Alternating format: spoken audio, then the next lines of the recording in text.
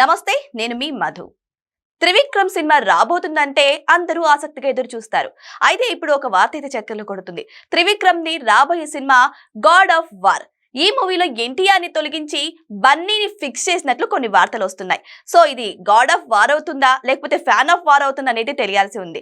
అసలు ఎన్టీఆర్ ని ఎందుకు తీసేశారు? నిజంగానే ఎన్టీఆర్ కి అవమానం జరిగినట్టేనా?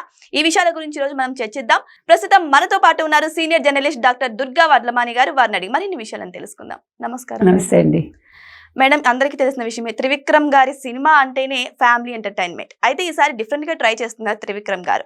అయితే ఈ మూవీలో ఎన్టీఆర్ ని తీసేసి అల్లు అర్జున్ ని ఫిక్స్ చేశారని చెబుతున్నారు. మరి ఈ అనౌన్స్మెంట్ తో ఎన్టీఆర్ కి అవమానం జరిగినట్టే అంటారా? ఇక్కడ అవమానాలు ఏముంటాయండి? ఫ్యాన్స్ కొట్టుకోవడం కోసం అవమానాలు అనుకుంటే మనం ఏం చెప్పలేము.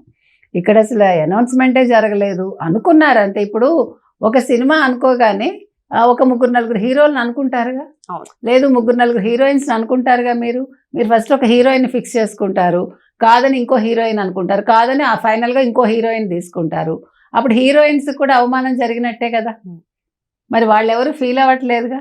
నేను అనేది ఏంటంటే ఈ ఫ్యాన్స్ అనేవాళ్ళు ఉండడం మంచిదే, కానీ ఏది కూడా అభిమానం మితిమీరకూడదు. మీకు ఎన్టీఆర్ అంటే ఇష్టం, ఓకే, అతను సినిమా చేశాక సినిమాని మీరు ఆదరించే విధానం మీ ఇష్టం, అది. కానీ ఒక డైరెక్టర్కి ఒక చాయిస్ ఉంటుంది. అదేవిధంగా డబ్బులు పెట్టే నిర్మాతలకు కూడా ఒక పెద్ద వీళ్ళకంటే చాయిస్ ఎక్కువ ఉంటుంది వాళ్ళకి. ఇప్పుడు ఇటీవలి కాలంలో కొట్టుకోవడాలు ఇవన్నీ వచ్చాయి, కానీ అసలు ఫ్యాన్స్ అనేవాళ్ళు చదువుకున్న వాళ్ళే ఎక్కువ ఉంటున్నారు. మీరు చూసారంటే వాళ్ళు ఎందుకు కొట్టుకుంటారు? కొట్టుకోవాల్సిన పనే లేదు నన్ను అడిగితే. ఎందుకంటే ఎక్కువ ఉద్యోగాలు చేసుకునే వాళ్ళు, చదువుకున్న వాళ్ళు, తర్వాత బాధ్యతలు తెలిసిన వాళ్ళు, వాళ్ళే ఈ రోజుల్లో, అంటే ఇదివరకు అంటే చదువుకునే వాళ్ళు తక్కువ, కానీ ఇవాళ చదువుకోవడం ఎక్కువైంది కాబట్టి నేను కొట్టుకుంటారని నేను అనుకోవట్లా.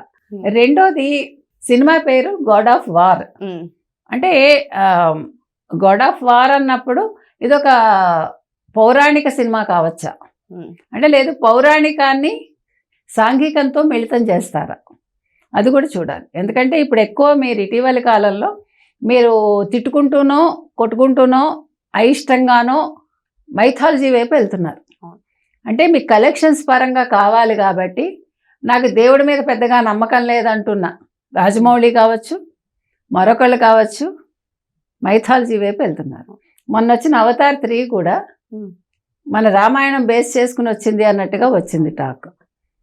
అంటే తోకలు ఉండడం, తర్వాత రాముడిలాగా అనిపించారు, సీతలాగా అనిపించింది అంటూ టాక్ వచ్చింది. అంటే నేను అనేది ఏంటంటే, మొత్తం ప్రపంచం అంతా ఈరోజు మన పురాణాల మీద ఆధారపడి సినిమాలు తీస్తుందా? అంటే మీకు కథలు లేవా? అంటే తీయండి, తీయడం తప్పని నేను అంటల్లా. కాకపోతే తీసేటప్పుడు మీరు ఒక గౌరవంతో తీయండి. హిందూ పురాణాల మీద గౌరవంతో, అభిమానంతో తీయండి. మీ అవసరాల కోసం లేదు, కలెక్షన్స్ కోసం, డబ్బు సంపాదన కోసం మాత్రం తీయద్దు.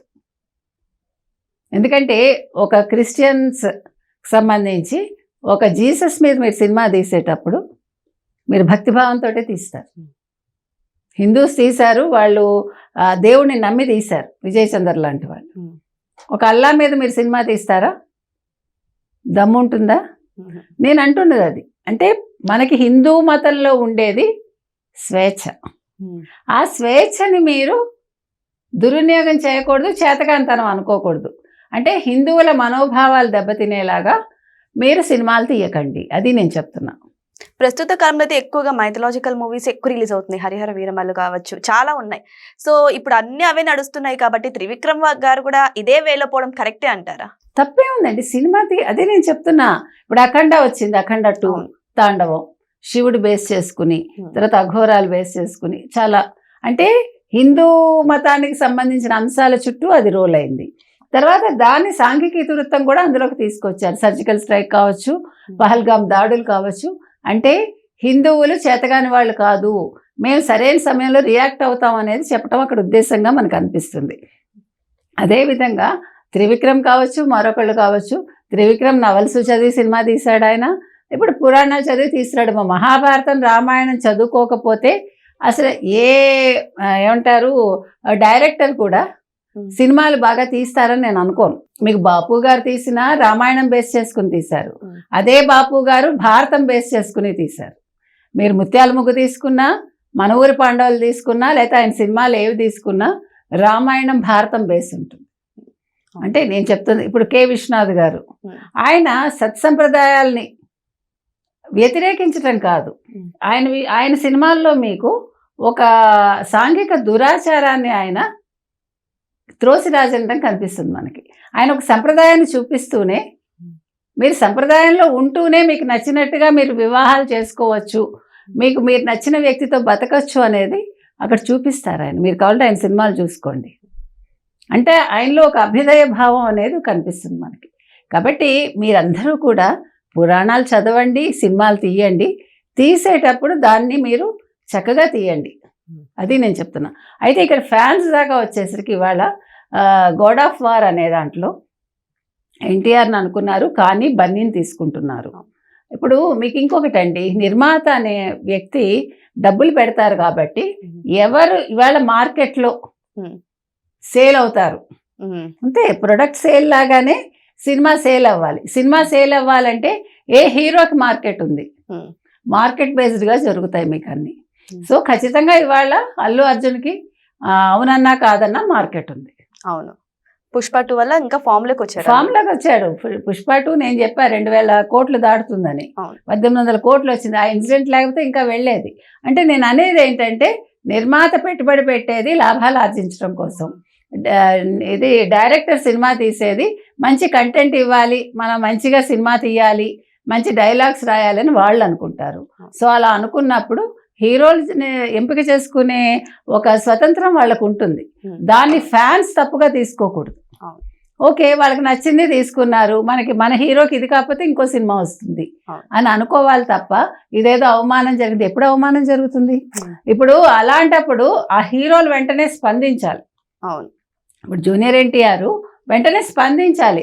నాయన నన్ను అనుకోలేదు, నన్ను అప్రోచ్ అవ్వలేదు, వాళ్ళు ఊరికే పేర్లు అనుకుంటున్నారు అని చెప్పాలి. నిజాలు చెప్పాలి. లేదంటే గొడవలు అవుతాయి కదా. ఇప్పుడు గొడవలు కాకుండా చూడాల్సిన బాధ్యత హీరోలదండి. ఎందుకంటే మీరు ఫ్యాన్స్ని ఎట్లా మెయింటైన్ చేస్తున్నారో ఫ్యాన్స్ మధ్య సఖ్యత కూడా మీదే బాధ్యత. మీకు ఫ్యాన్స్ ఉన్నందుకు ఎంత ఆనందపడుతున్నారో వాళ్ళు కొట్టుకుంటే అంత బాధపడాలి. కాబట్టి ఇవాళ గాడ్ ఆఫ్ వార్ అనేది త్రివిక్రమ్ తీసే సినిమా ఒకవేళ పౌరాణికమైన ఆహ్వానించదగ్గదే. సినిమా బాగుండాలని కోరుకుందాం. హీరో ఎవరు అనేది నిర్మాత డైరెక్టర్ ఇష్టం కాబట్టి ఒకవేళ అల్లు అర్జున్ అయినా సినిమా బాగుంటుంది, లేదు జూనియర్ ఎన్టీఆర్ అయినా సినిమా బాగుంటుంది. అవును, ఎవరైనా సరే ఫ్యాన్స్ ఆదరిస్తారు ఆ సినిమాని, ఎందుకంటే మైథలాజికల్ మూవీ కాబట్టి త్రివిక్రమ్ గారు కరెక్ట్ తీస్తారు కాబట్టి.